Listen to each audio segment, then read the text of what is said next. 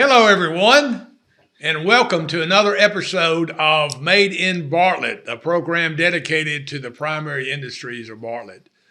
We're joined today by Dr. Gwen Sutton with TCAT and Clark Knight with Bartlett High School. And I'm going to let both of them explain to you what their roles are in these organizations, but we're going to focus on workforce development and what these local institutions are doing to help industry with their need for workers and for skilled labor. So Gwen, I'm going to start with you. I refer to it obviously as TCAT, but that's an acronym for Tennessee College of Applied Technology. Can you please tell our viewers what exactly TCAT is and what its mission is? Absolutely. So the Tennessee Colleges of Applied Technology, as Mr. Threadgill stated, they're known as TCATs. So that acronym is foreign to many, but we're technical colleges. There are about 27 technical colleges around the state. TCAT Memphis is one of the largest institutions. We offer about 26 programs that range from allied health to logistics to transportation. And also we have welding and advanced manufacturing programs. We have 3 locations. We have a location in Bartlett, 1 location downtown, and 1 location at the airport area. So we are thriving to influence and encourage all of our community partners to just expose themselves to technical education and allow technical education to be a first choice and not a second choice. Our mission is to be the premier workforce providers in the Mid-South. And by doing so, we are also enhancing our community and ensuring that our students are ready, skilled, trained to go to work when they leave our institutions. The majority of our programs are hands-on. We don't have desk and chairs only. We have state-of-the-art equipment and facilities to train our students. And our primary goal is to make sure they're ready for the workforce. Well, Gwen, TCAT is part of the Tennessee Board of Regents. Is that right? That's correct. And it was established when? TCAT. I mean, it's been around for a number of decades. Yes, it's been around since it was Memphis State Area Tech. Okay. And it's changed names to Tennessee Technology Centers, and now we are the TCATs now. And was it mandated by the state legislature as far as making certain that your graduates have jobs? I mean, I understand that is one of the premises of TCAS is that, our graduates will be guaranteed at least 80% of them or something like that. Is that right? Well, that's our accrediting agency. We're accredited by the Council on Occupation of Education. So we are accredited, and the acronym for that is COE. And what COE requires is that we maintain a 60% completion rate, 60% placement rate, and a 70% licensure rate. And we will exceed those figures every year. And that's really the minimum requirement. So our goal is to also always exceed that. We don't strive to just get 60% completion rates. We want 85, 90% of our students completing their programs and working in the fields that they're training in. So am I correct in saying that this is the only public post-secondary institution in Tennessee that is mandated basically to make certain that its students have jobs when they graduate? I will say we're accredited by COE, so any colleges that are accredited by COE follow those same guidelines. Okay, interesting. Well, I know that you have a campus in Bartlett, but we'll get back to that in a minute. I want to turn now to Clark Knight. Clark, how are you doing? Doing fine. Good. Now, Clark, you're involved in the CTE program, which I'm going to ask you to explain to our viewers what that is exactly. Well, CTE is actually Career and Technical Education. It's the old vocational program, and then they had a name change to Career and Technical Education. We actually prepare students for the world of work as well as post-secondary education. We have a lot of emphasis on what's currently going on. We just went through a comprehensive local needs assessment in which Dr. Sutton actually was on that committee. And as you know, in West Tennessee, this was a regional approach. So they identify some of the work-based needs that are out there: health science, transportation, logistics, advanced manufacturing, hospitality were four of just several areas that they talked about. And then what we try to do is have that in the high school, where we link up our programs to post-secondary education, and the kids can get some early, possibly some early career exposure, maybe a work-based learning experience in there, as well as maybe early college credentials. Good. So the interfacing between industry and the CTE program, how much interfacing is there? Because I know in the past, talking to a lot of companies, they're like, well, the academia is not in sync with what our needs are. But I think that's changing. I've seen a real desire to make certain that everyone's in sync here. So it is. We have it's very much so. Business, industry, as well as post-secondary, we're all kind of working together to fulfill the workforce needs of the region. We do that through advising committees. I have an overall advising committee for my programs, and in each program also has an advising committee. For instance, our machining manufacturing program has advisors with TCAT, as well as several local Bartlett manufacturers, EMS, the medical device community. They serve as advisors to those programs. So each one of our programs kind of has those contacts in line as well. So is every school system autonomous as far as the type of CTE program it wants that it has? There is flexibility locally. We are with the comprehensive local needs assessment. We did approach it from a regional standpoint. One of the big pushes behind that was the Blue Oval City coming into the area. Yeah. So there is there is some duplication among school districts. We do all have to follow the same state policy for career technical educations. However, we all might not have the same programs. And the credits that the students receive, is this standard throughout the state, or is this? Yeah. Now you can receive your regular high school credit. Okay, you take a course, you get a credit for that, but then you also have statewide dual credit agreements. We have a local dual enrollment agreement with the TCAT, and then you'll also have something called local dual credit.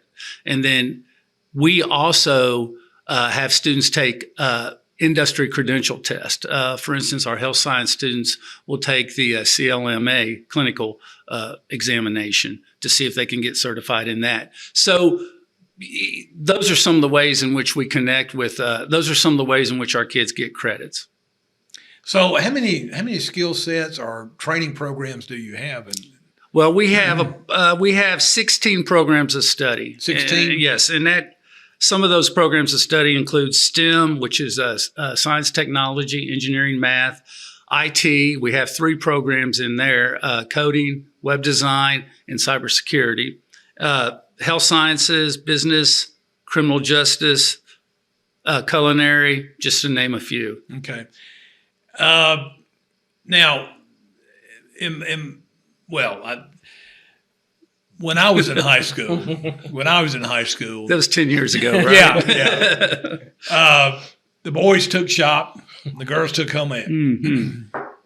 Well, they don't do that anymore, right? Right. So, and when I was in high school, again, that was the last, dark ages. But there seemed to be a more of an emphasis placed on allowing students to have an alternative as far as career paths, and then that went away for a couple of decades, but it seems to be coming back. I don't know if I phrased that correctly, but I think y'all know what I'm talking about. So is the trend now to encourage kids who are not college bound or do not see themselves as going to college, but prefer to get into the workplace to develop a career, a skill that they can make a good livable wage? I mean, are we seeing a trend toward that now?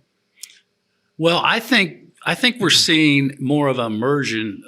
It used to be college or career. or college or works, let's say that. Now it's college and career. So we recognize with all the advances in technologies that students are going to have to continue some form of post-secondary training. Now, traditionally, that's been kind of viewed as a university path.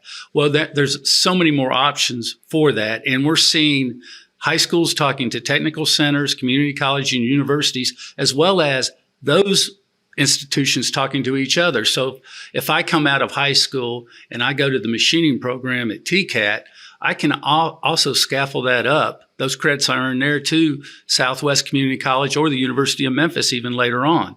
So we're seeing more communication along the, I guess, for lack of a better words, along those lines. So as we all are kind of facing, how do we develop a good workforce?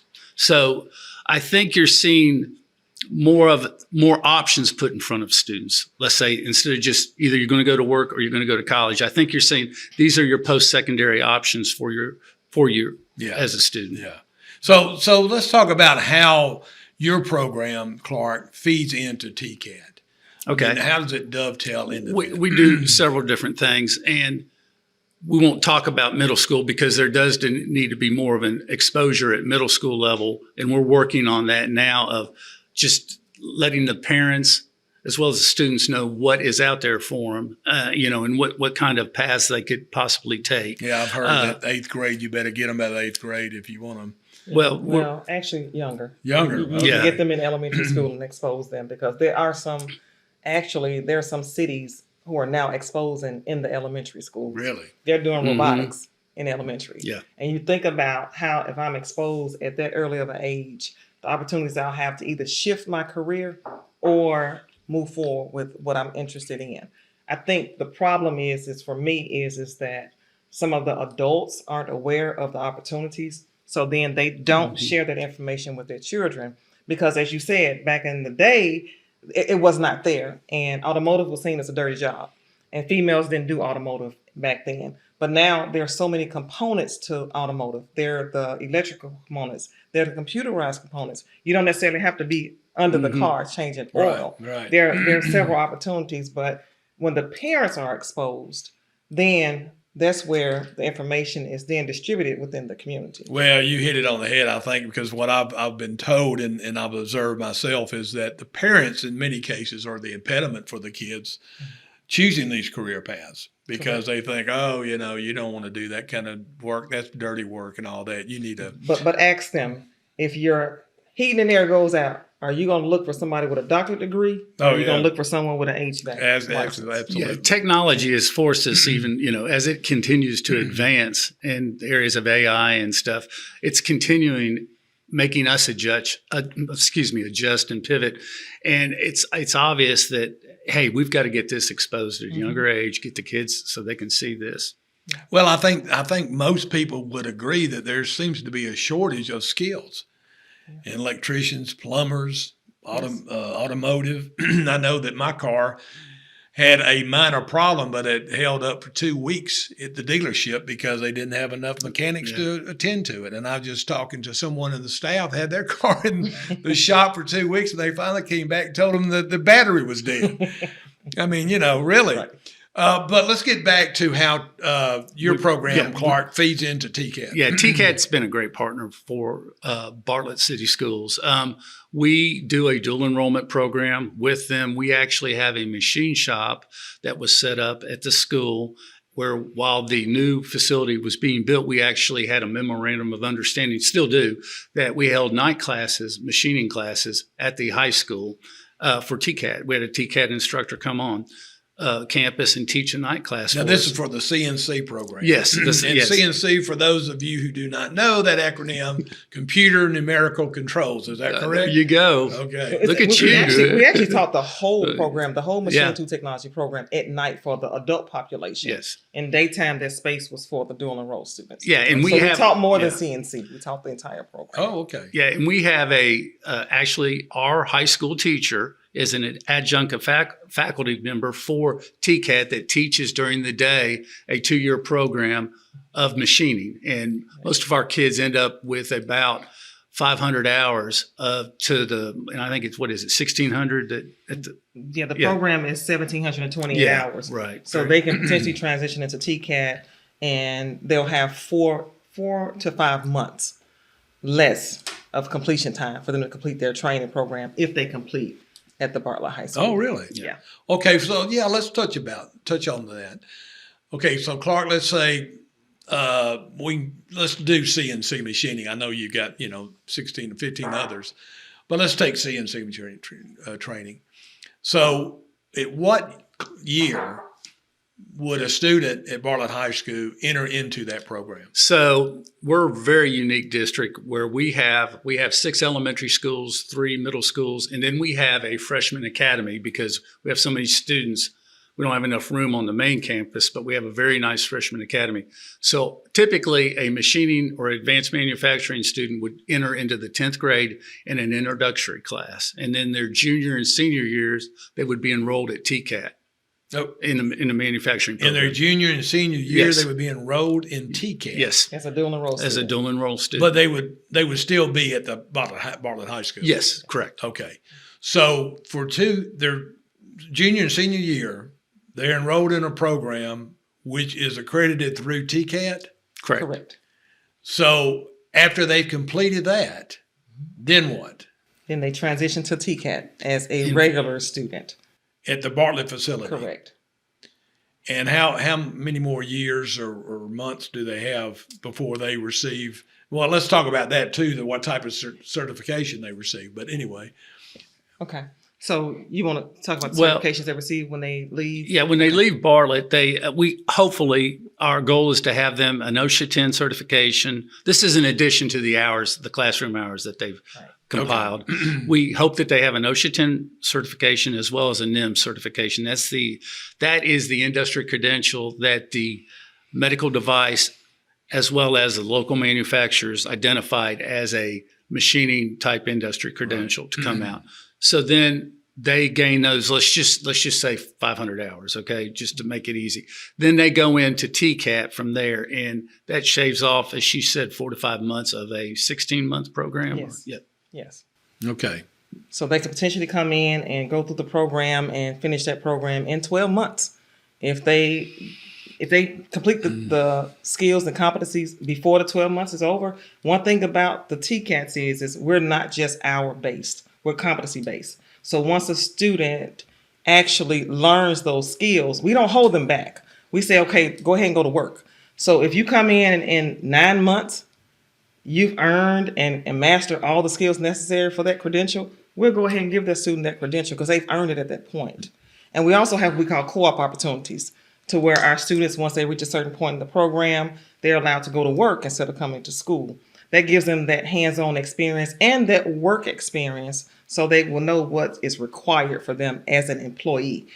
The worker characteristics, making sure you're up on time. That's the key. Get up, be there on time. And when you get to work, be ready to work, be prepared. So we try to give them that experience so they'll know how to handle themselves when they enter into that workforce. Good.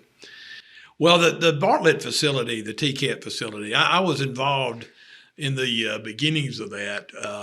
I know that TCAT was looking for a suburban facility, a suburban campus, and there was some competition going on. But I know that Keith McDonald, the former mayor of Bartlett, was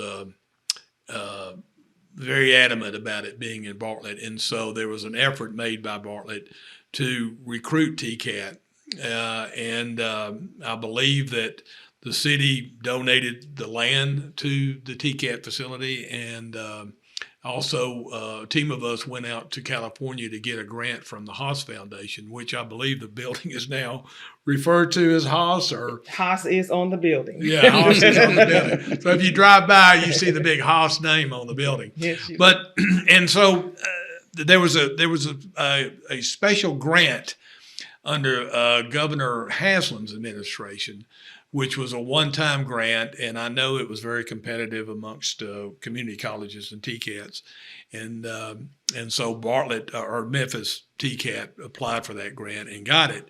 And one of the main impetus behind that grant, or one of the strengths behind the grant, was the medical device industry, and the fact that Bartlett had a cluster of medical device companies. So that helped a lot in Bartlett receiving, or TCAT receiving, the funding of the grant for that campus. But besides medical devices, you offer other courses obviously out there. Yes. I know there's heavy equipment and welding and all that. You want to talk about some of that? We have a heavy equipment program, and we also have a automotive program, and we also have the HVAC program, mechatronics, and the machine tool program. We do now offer the electric vehicle production technician program out there on site. It is an evening program that we have that's aligned with Blue Oval City. So it'll give students an opportunity to earn credentials and potentially work there or anywhere. The credentials that they earn are not just specifically for Blue Oval. They can take that certification and work anywhere in the city of Memphis.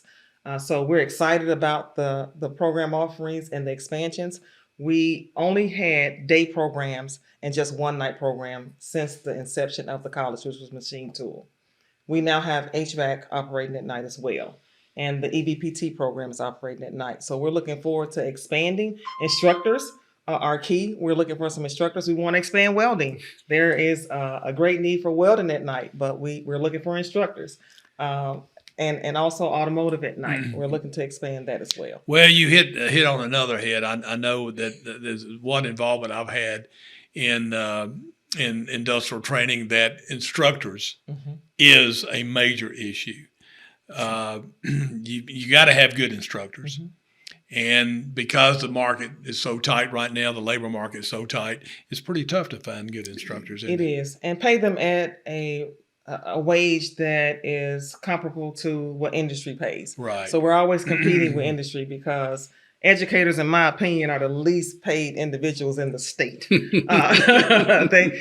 are well recognized, and they just really deserve more than what they earn. Well, I would agree with that, and especially in your area, because you've got instructors who may not have a master's degree or a PhD, but they've got years and years of experience in a certain skill. Yeah.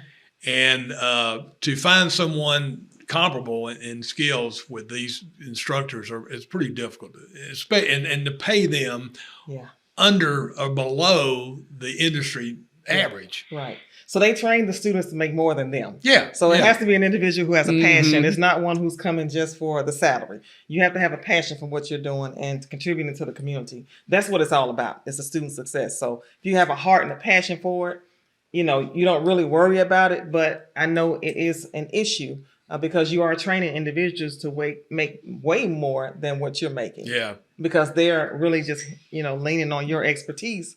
And you pouring into them, and then they're out in the workforce, earning the salaries. Yeah. Okay, I've been given the 5-minute warning, so that means we got to wrap it up.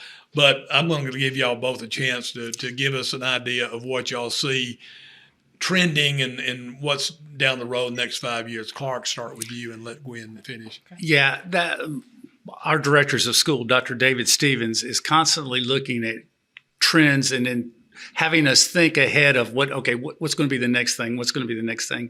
So one of the things that we're putting in is a new mechatronics lab at the high school.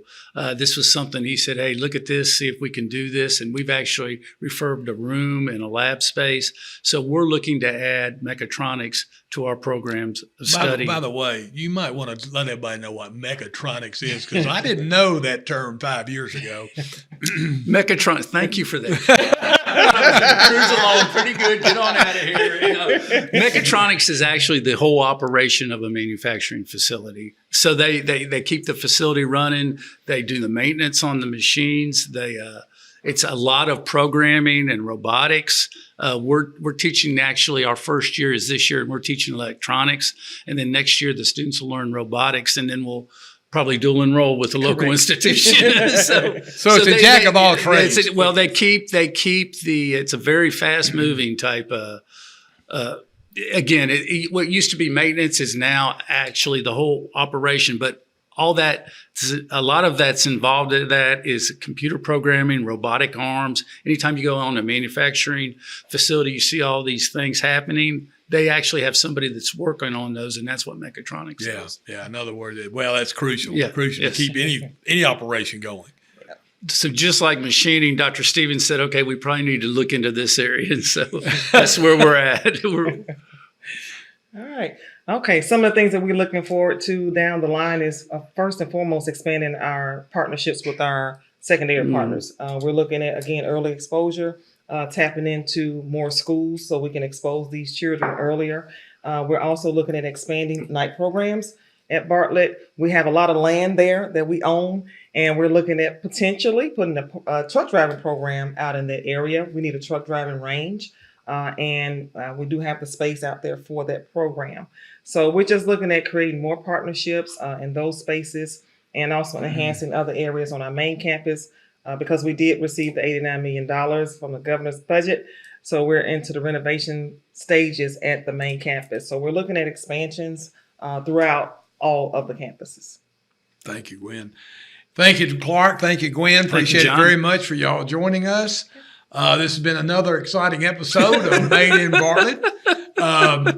We want to thank our sponsor, First South Financial, for making this show possible. We also want to give a shout out to our producer, V2 Media. And we invite you to subscribe to this program. And we look forward to seeing you again soon. Thank you.